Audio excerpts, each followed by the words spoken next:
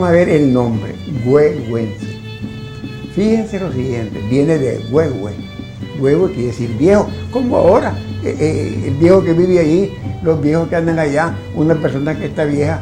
Yo hablé con un viejo que estaba ahí, por aquí pasó un viejo. ¿Y por qué huehuense? Porque huehue en náhuatl quiere decir viejo. Ahora, el huehuense es porque lleva una partícula, un sufijo que se escribe T, Z y N y se pronuncia C, huehuense. Por eso es que se escribe con C, porque la pronunciación no es fin, huehuencín, se llama huehuense. Y eso quiere decir, algunos dicen que es un tratamiento importante. No, es burlesco, más que todo es burlesco. Quiere decir el viejo bandido, el viejo pícaro, el viejo juguetón. ¿Por qué? Porque en tiempo de la colonia y antes, los huehues, porque es el náhuatl, en tiempo de los náhuatl, es lo que se encargaban de un montón de cosas, como ahora, un viejo que se encarga de llevar las provisiones, un viejo que trae aquí las cosas, un viejo que hace mandado. Pero había algunos viejos que tenían la particularidad de que eran más bien como camaroneros, viejos encargados de hacer viajes, de llevar cosas, de cumplir con alguna obligación. Entonces a eso se le agregaba el Z, el T, Z y N, sin, huehuensen, que ya los hacía y los identificaba como un viejo dedicado a un asunto. Y los principales eran los que hacían viajes con su recua, principalmente comercial, porque todo el movimiento étnico en estos países era de comercio. Unos vendían cuero, compraban cuero, vendían maíz, compraban maíz, vendían atados de dulce, hojas, cueros, todo eso. Y eso lo andaban de lugar en lugar. Y quienes andaban eso eran los jefes de la recua, eran los huehuenses. De tal manera que había huehuenses y ha habido huehuenses todo el tiempo. Huehuense, es decir, indeterminado. De talmente que los códices, yo tengo códices, y aquí en mi libro aparece, de la figura del huehuense. Pero del huehuense, ese tipo, que era el que se encargaba de hacer una serie de cosas. Pero el personaje de teatro del huehuense es otra cosa. Te voy a explicar en qué consiste. Pero primero quedemos en la ortografía. Se escribe huehuense por C, porque así se pronuncia, huehuense, y así está escrita la obra. Algunos serviles de la lengua, servilingua, le ponen la S por la cuestión del gentilicio. Pero la pregunta es esa, ¿qué tiene que ver una ley del idioma español en un idioma distinto como el náhuatl? Nada.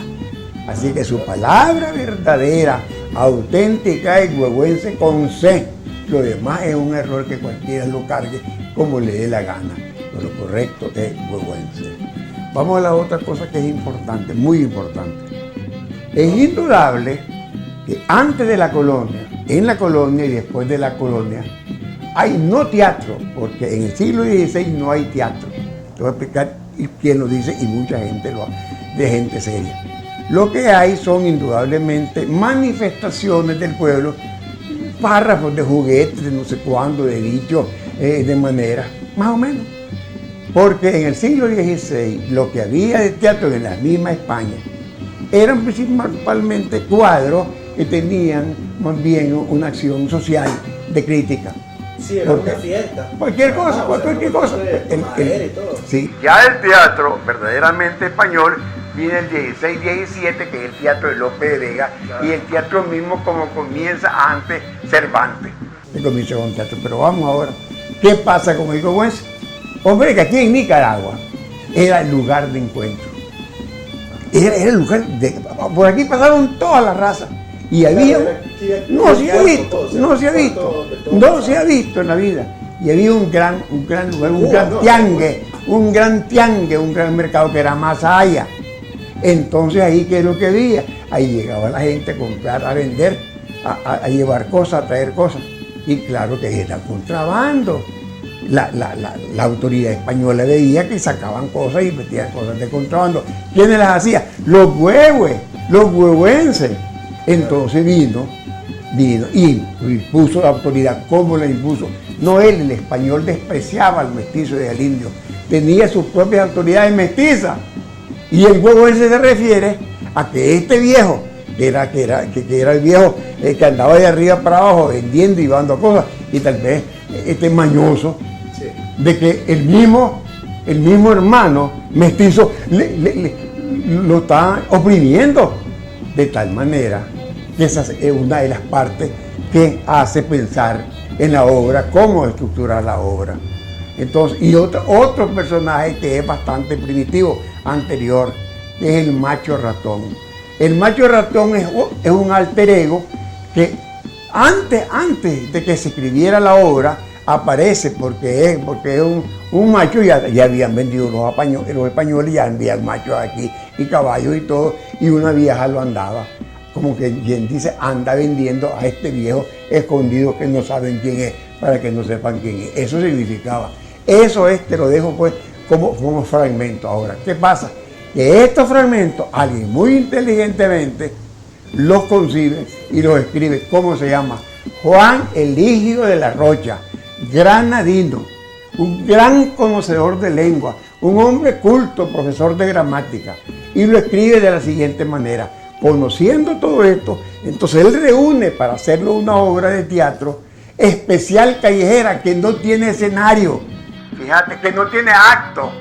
Por eso es que es para presentarse en la calle, describiendo todo esto. Ahora, ¿cómo es que se averigua esto? Es que interesante. Aquí muere don Juan Eligio, ¿verdad? Y quedan todos sus escritos. Y su hermano, llamado Jesús de la Rocha, el doctor Jesús de la Rocha, tenía un amigo que era un lingüista extranjero que se llamaba Carl Hermann Beren. Carl Hermann Beren. Y le entrega eso. Aquel encuentra una cosa que se llama el huehuense o macho ratón, español y lengua franca. Era lengua franca, que es lo que hablaba la gente. Eso hablaba la gente. Encuentra eso. Eso no se entiende, dice, y lo aparta. Y sí le interesa otra parte de la lengua nicaragüense, auténtica lengua nicaragüense, que era el mangue. Y sobre eso lo recoge. Entonces, eso, papel viejo, para él, se lo pasa a su yerno, que se llama Harrison Brinton. Brinton, un gran Brinton. Entonces Brinton, ¿qué es lo que encuentra? El manuscrito, ¿de quién? De don Juan Eligio de la Rocha. Sí. En una gaveta, que es el que le pasó. ¿Hace cuánto fue eso? Eso fue como en 1840, 1843, es decir, del siglo XIX. ¿Cuándo escribió él de eso? O sea, ¿cuándo se cree de que? ¿Cuándo es que él todo hizo escrito? O sea, don Juan Eligio de la Rocha, más o menos a mediados del siglo XIX, 1840, 1850. Entonces, ve que interesante. Entonces,